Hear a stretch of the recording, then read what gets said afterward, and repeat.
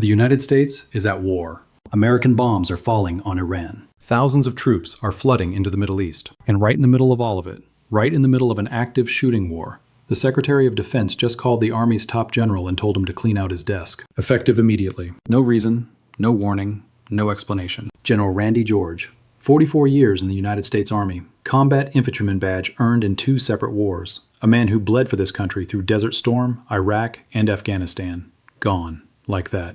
And he is not alone. If this story concerns you, if you think the American people deserve to understand what is happening inside their own military right now, consider subscribing before this video ends.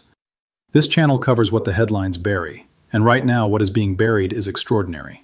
Let's start with what happened, because the facts alone should stop you cold. On April 2nd, 2026, Defense Secretary Pete Hegseth picked up the phone. He called General Randy George, the 41st Chief of Staff of the United States Army. The call was short. Hegseth told him it was time for a leadership change in the Army. That was it. No reason beyond that. No public explanation. No press conference. No statement that acknowledged why a 4-star general with 4 decades of service, a man confirmed by the United States Senate, was being removed in the middle of an active war. The Pentagon's official statement was 6 sentences long. It thanked General George for his service and wished him well in retirement. And then, the same day, 2 more generals were walked out the door. General David Hodney, the commanding general of the Army's Transformation and Training Command, gone. Major General William Green, the Army's Chief of Chaplains, gone. 3 generals, 1 day, no explanation. 5th week of a war with Iran. Here is what the Pentagon did not say publicly, but what leaked immediately. The New York Times reported that the real reason George was fired was not performance, it was not incompetence, it was not battlefield failure, it was a promotion list. Hegseth wanted 4 officers removed from a list of candidates being promoted to 1-star generals. 4 officers. 2 were black. 2 were women. The other 29 candidates on that same list were white men. George refused to remove them. He cited their long service records, their exemplary performance. He asked to meet with Hegseth directly to discuss the decision. Hegseth refused the meeting. 2 weeks later, George was fired. Think about what that means. The Army's top general was removed not because he lost a battle, not because he made a catastrophic military error, but because he refused to exclude 4 decorated officers based on their race and gender. That is what got him fired. Now understand the man who replaced him, because this is where the story gets revealing. General Christopher Leneve. He is described by the Pentagon as a battle-tested leader completely trusted by Secretary Hegseth to carry out the vision of this administration without fault. That last phrase, without fault, not without question, without fault. Leneve first caught Trump's attention the night of his inauguration. While Trump was at the Commander-in-Chief's ball, Leneve, who was commanding the 8th Army in South Korea at the time, called into the celebration with his troops via teleconference. He told Trump, "Sir, every day we train, we stay hard, we plan for anything that you possibly could need us to do."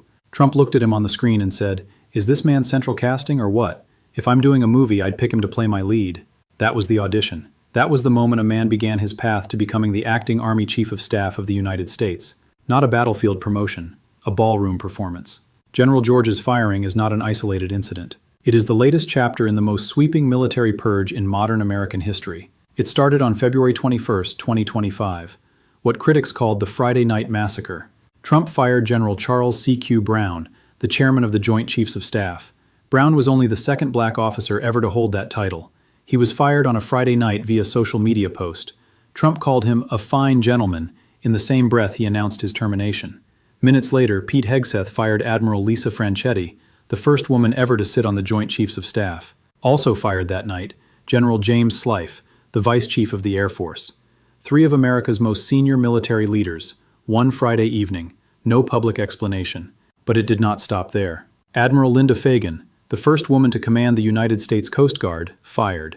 General Jeffrey Cruz, head of the Defense Intelligence Agency, fired. His firing came weeks after a classified DIA assessment concluded that U.S. strikes on Iran's nuclear facilities were far less effective than Trump publicly claimed. The intelligence contradicted the president. The general running that intelligence was removed. More than a dozen senior generals and admirals, total, have been removed, forced out, or pushed into early retirement since Trump returned to office. The United States military has never seen anything like this. Now ask the question that military historians are already asking. What happens to an army when you fire its generals? Not rhetorically. What literally happens? Institutional knowledge disappears overnight. Planning continuity breaks down. Officers below the fired generals, people who were being mentored, trained, prepared to lead, suddenly have no clear chain of command above them. The officers who remain watch what happened and draw conclusions. The conclusion they draw is not complicated. Give the right answer, or you are next. One Atlantic writer put it plainly. Firing the Army Chief of Staff in the middle of a war is always a sign that things are going great.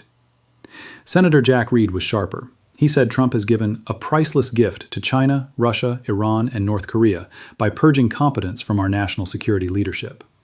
These are not fringe voices. These are people who have spent their careers inside the national security apparatus of the United States. And yet the firings continue. Now here's the part of this story the mainstream coverage is not connecting loudly enough. Trump just fired the Army's top general, and simultaneously, the Army is preparing for what could become a ground war. These two facts exist at the same moment. The 82nd Airborne Division, one of America's most elite rapid deployment forces, has been ordered to the Middle East. Thousands of paratroopers. These are soldiers designed for one specific purpose, to parachute into hostile territory within hours of receiving the order. The USS Tripoli has arrived in the region carrying approximately 3,500 Marines and sailors with the 31st Marine Expeditionary Unit, amphibious assault assets, strike aircraft, rapid response ground units. In total, there are now more than 50,000 American troops in the broader region, roughly 10,000 more than normal pre-war deployment levels. The Pentagon is not hiding what it is preparing for. It is openly planning for what officials describe as weeks of ground operations in Iran. And the specific target being discussed? Karg Island. Karg Island is a coral island about 15 miles off the coast of mainland Iran. It is not large, it is not famous, but approximately 90% of Iran's crude oil exports flow through it before traveling through the Strait of Hormuz. Karg Island is Iran's economic throat. Administration advisors have been openly calling a seizure of the island a no-brainer. Military analysts say it is technically feasible. 82nd Airborne paratroopers could drop in by air. Marines could arrive by helicopter assault. One military planner described the potential sequence this way: carrier-based strikes on Iranian air defenses, followed by Marine landings to neutralize coastal threats, followed by airborne troops holding key terrain. A surgical strike on the nerve center of Iran's economy. But other analysts are blunter about the risk. Iranian Parliament Speaker Mohammad Bagher Ghalibaf has said Iranian forces are waiting for the arrival of American troops on the ground. That is not a warning. That is an invitation to a fight Iran believes it can survive longer. It's patience for. A retired Army lieutenant colonel put the math plainly. The troops currently deployed are enough to seize a small target for a limited time. They are not enough to hold Iran. They are not enough for a sustained occupation. They are an opening move, not an endgame. And that is the problem that no one in the current administration has answered clearly. What is the endgame? Trump gave a primetime address the night before he fired General George. He told the American people that the core objectives of Operation Epic Fury are nearing completion. He said the war would end shortly. He said there would be more strikes before then. He did not define what victory looks like. He did not describe the conditions under which American bombs stop falling. He did not explain what Iran must do, specifically, to end this conflict. Trump told countries that rely on the Strait of Hormuz for oil to go to the strait and just take it, protect it, use it for yourselves.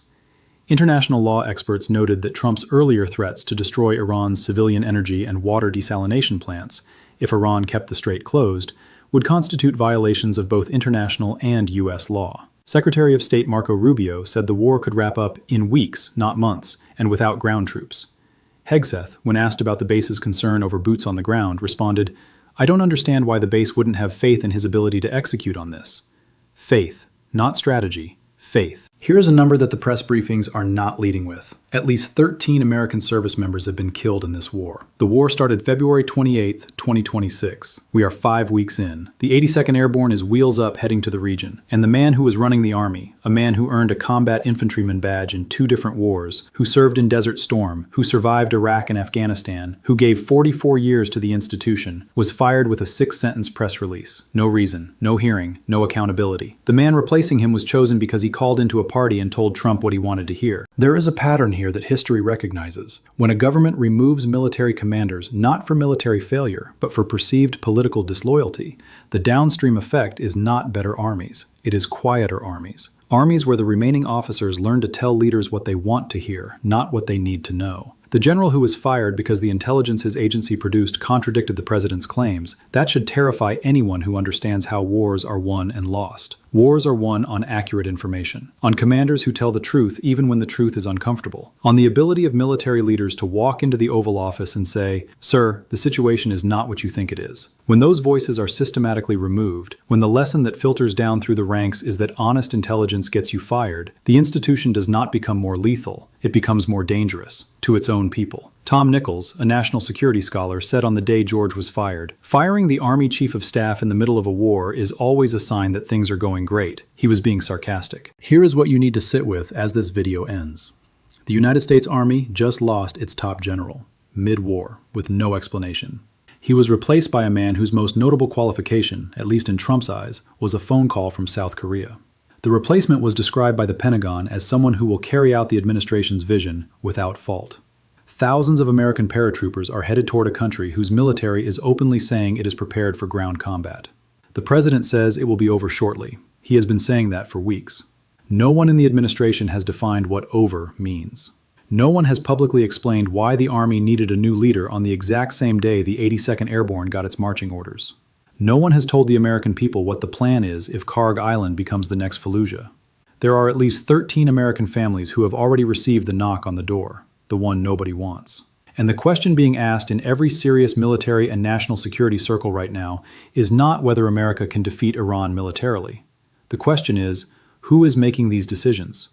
Who is left in that building to push back? Who is still allowed to say, "Sir, this is not going the way you think it is"? Because the generals who would have said it, one by one, are gone. And the ones who remain are learning a lesson in real time about what happens to those who do not say the right things to the right people. That is not a military. That is something else. And the paratroopers heading toward Iran right now deserve to know the difference.